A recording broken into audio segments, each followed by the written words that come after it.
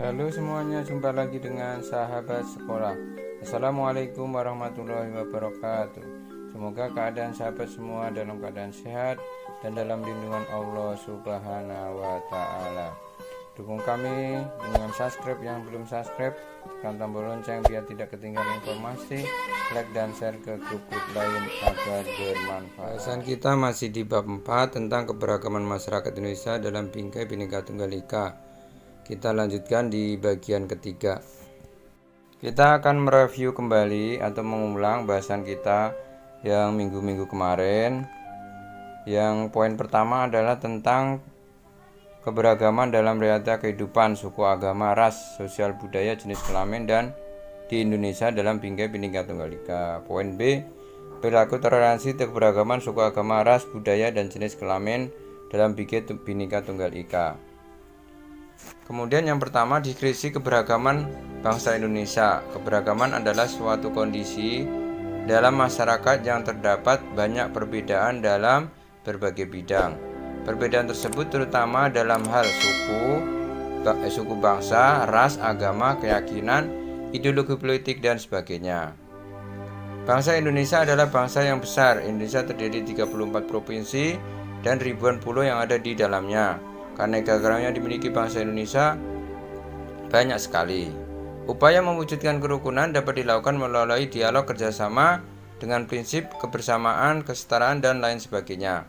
Kemudian faktor-faktor penyebab keberagaman bangsa Indonesia, yaitu jumlah suku bangsa yang banyak, kemudian keberadaan agama dan kepercayaan, lingkungan, dan tempat tinggal. Kemudian permasalahan yang mungkin muncul dalam keberagaman masyarakat di Indonesia. Nah, ini akan kita bahas ya. Yang pertama adalah bentuk konflik pada masyarakat Indonesia. Biasanya konflik antar agama, kemudian konflik antar suku, konflik antar ras, konflik antar golongan. Nah, ini terjadi biasanya mereka tidak saling menghormati. Contohnya kalau di agama mereka saling mengejek gitu. Suku juga seperti itu. Mereka bangga dengan sukunya, kemudian suku dengan rasnya atau perbedaan politik dan sebagainya. Nah, mereka diperuncing dengan perbedaan seperti itu sehingga terjadi konflik di masyarakat. Baik itu konflik suku, konflik ras maupun konflik golongan, atau golongan ini bisa berbeda partai, berbeda pemahaman dan sebagainya sehingga terjadi konflik. Sekarang kita bahas tentang penyebab konflik dalam masyarakat. Yang pertama, tidak adanya persamaan pandangan antar kelompok. Biasanya beda tujuan, kemudian beda pandangan dan sebagainya. Kemudian yang kedua, norma-norma sosial tidak berfungsi dengan baik sebagai alat mencapai tujuan bersama. Kemudian yang ketiga, adanya pertentangan norma-norma dalam masyarakat sehingga menimbulkan kebingungan bagi masyarakat. Perpecahan merupakan akibat nyata dari konflik yang terjadi dalam masyarakat. Kerukunan masyarakat akan terganggu akibat konflik yang terjadi. Anggota yang sebelumnya saling bertetangga berubah menjadi tidak saling bertegur sapa, saling membenci, saling berprasangka dan sebagainya. Sehingga akibat konflik ini akan membuat hubungan masyarakat tidak baik. Kemudian yang keempat, sanksi terhadap pelanggar atas norma tidak tegas atau lemah, sehingga masyarakat mudah meninggalkan normal-norma yang ada di masyarakat ya, sehingga terjadi perbedaan dan akhirnya terjadi konflik. Selanjutnya adalah yang kelima, tindakan anggota masyarakat sudah tidak lagi sesuai dengan norma yang berlaku. Kemudian 6, terjadinya proses disosiatif, yaitu proses yang mengarah kepada persaingan tidak sehat, tindakan kontroversial dan pertentangan konflik ya, sehingga semakin meruncing perbedaan di masyarakat, tidak mengindahkan norma dan sebagainya sehingga terjadi konflik yang ada di masyarakat.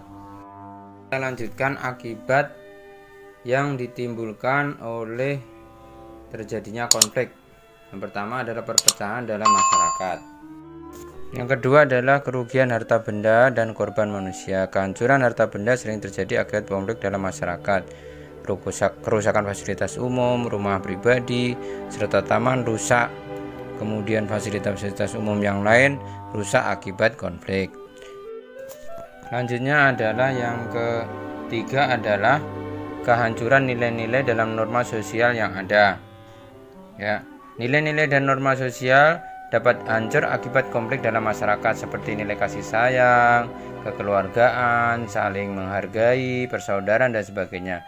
Dan nilai-nilai ini diganti dengan rasa dendam, curiga, tidak percaya dengan kelompok lain, sehingga aturan-aturan sosial juga dapat berubah seperti larangan bertemu dengan kelompok lain, larangan melakukan kerjasama dengan kelompok lain. Nah, ini akibat konflik yang tidak baik. Mungkin kita bertetangga, perbatasan desa dan sebagainya, karena konflik jadi kita tidak boleh berkunjung dan sebagainya. Yang keempat adalah perubahan kepribadian. Kepribadian seseorang dapat berubah akibat konflik. Misalnya anak-anak korban konflik akan menjadi pemurung, takut melihat orang lain, dan atau dendam. Orang yang terlibat konflik dapat menjadi beringas, pemarah, dan agresif. Dari konflik-konflik itu memang banyak akibatnya, makanya kita harus hindari konflik. Kita harus menjaga persatuan dan kesatuan. Untuk menghindari konflik, maka kita harus merubah perilaku kita. Nah, perilaku apa saja yang harus kita perbuat? Nah, mari kita bahas bersama. Kita lanjutkan.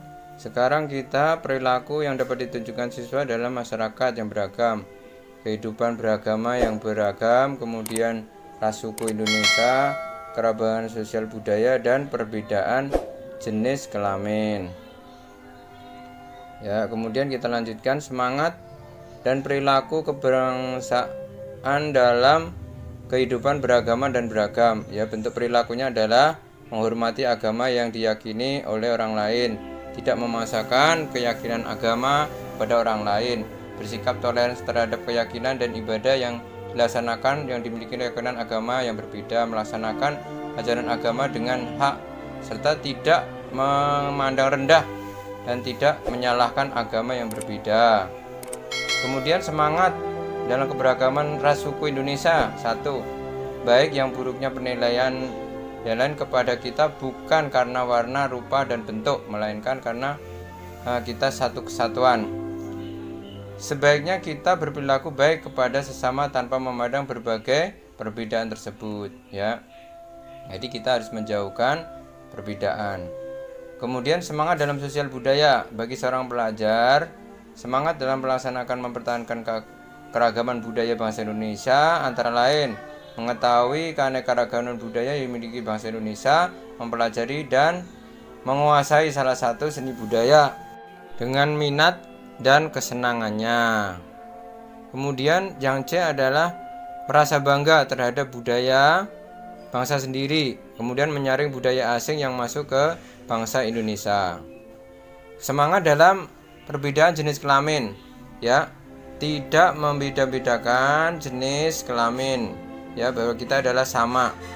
Kemudian kesetaraan jenis kelamin adalah hasil dari ketiadaan diskriminasi berdasarkan jenis kelamin, ya, walaupun kita beda jenis kelamin, kita tidak boleh diskriminasi. Komitmen terhadap arti penting semangat Bhinneka Tunggal Ika. Semangat Bhinneka Tunggal Ika berbeda-beda tetapi tetap satu juga, harus kita senantiasa terpupuk.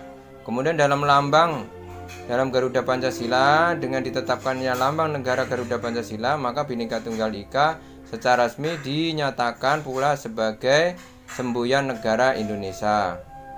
Kemudian dalam peraturan pemerintah nomor 66 tahun 51, kemudian Undang-Undang nomor 24 tahun 2009. Dalam Undang-Undang nomor 24 2009 isinya mendorong makna kukuhnya persatuan Indonesia, mendorong timbulnya kesadaran tentang pentingnya pergaulan dan kukuhnya persatuan kesatuan, tidak menghina, mencemooh, dan saling menyelekkan antara sesama bangsa Indonesia. Kemudian saling menghormati dan saling mencintai antar sesama, meningkatkan identitas dan kebanggaan sebagai bangsa Indonesia, meningkatkan nilai kegotong royongan dan solidaritas. Kemudian perilaku sebagai bentuk Bhinneka Tunggal Ika, ya, sikap toleran berarti menahan diri, bersikap sabar, kemudian memberikan orang lain berpendapat yang berbeda, ya, berarti lapang terhadap orang-orang yang memiliki pendapat yang berbeda. Toleransi sejati berdasarkan sikap hormat terhadap martabat manusia, hati nurani, dan keyakinan serta keikhlasan sesama apapun agama, suku, golongan, ideologi, dan pandangannya.